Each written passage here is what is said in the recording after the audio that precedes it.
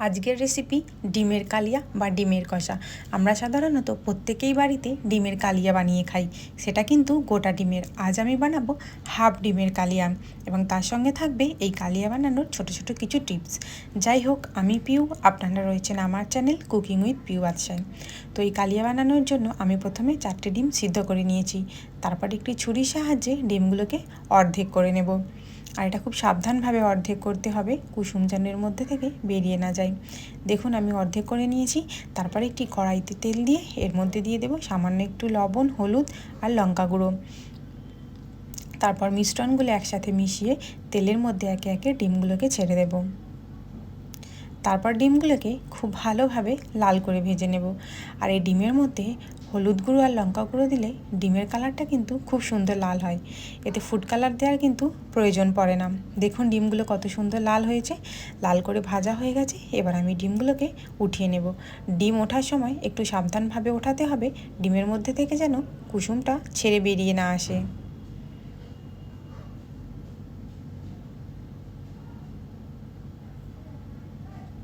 এরপর কড়াইতে তেল দিয়ে কড়াইয়ের মধ্যে দিয়ে দেব গোটা গরম মশলা এবং গোটা জিরের ফোড়ন। তারপর এগুলোকে একসাথে মিশিয়ে এর মধ্যে দিয়ে দেব 1 কাপ পেঁয়াজ কুচি। পেঁয়াজগুলোকে ভালোভাবে ভেজে নেব। পেঁয়াজগুলো হালকা লাল হয়ে এলেই এর মধ্যে অ্যাড করব টমেটো আর পেঁয়াজের পেস্ট।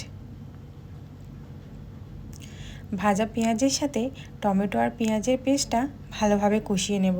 কষানো হয়ে গেলে এর মধ্যে একে একে দেব লবণ, হলুদ গুঁড়ো, লঙ্কা গুঁড়ো, ধনিয়া গুঁড়ো, জিরে গুঁড়ো।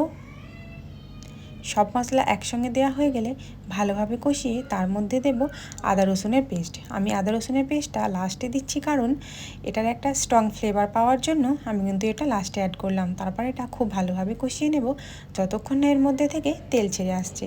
দেখুন মশলা থেকে তেল ছেড়ে এসছে। এরপর এর মধ্যে জল মিশিয়ে এটার একটা গ্রেভি বানিয়ে নেব। গ্রেভিটা ফুটে আসা পর্যন্ত আমরা অপেক্ষা করব। যখনই গ্রেভিটা ফুটে আসবে তখনই এর মধ্যে ভেজে রাখা ডিমগুলোকে অ্যাড করে দেব।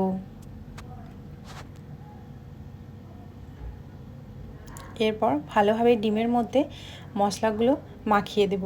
যখনই এই গ্রেভিটা ফুটে একটু শুকনো শুকনো হয়ে আসবে তখনই কিন্তু আমরা নামিয়ে নেব। তখনই বুঝবো আমাদের ডিমের কালিয়া কিন্তু একদম রেডি। আর এই ডিমের কালিয়া সাধারণত ভাত বা পরোটার সাথে খেতে ভালো লাগে। বাড়ির সদস্যদের এই রেসিপিটা একবার বানিয়ে খাইয়ে দেখতে পারেন।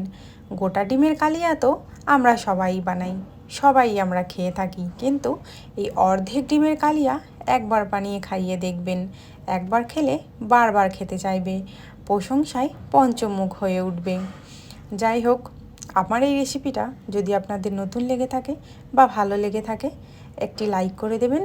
আর এই রকম আরও সুন্দর সুন্দর রেসিপি যদি দেখতে চান তাহলে সাবস্ক্রাইব করে আবার চ্যানেলের পাশে থেকে যাবেন। আজকের মতো ভিডিওটা আমি এখানেই শেষ করছি। আবার আপনাদের সাথে দেখা হবে অন্য কোনো দিন, অন্য একটা ভিডিওতে, অন্য একটি রেসিপি নিয়ে। ততক্ষণের জন্য আপনারা সবাই ভালো থাকবেন, সুস্থ থাকবেন। টাটা।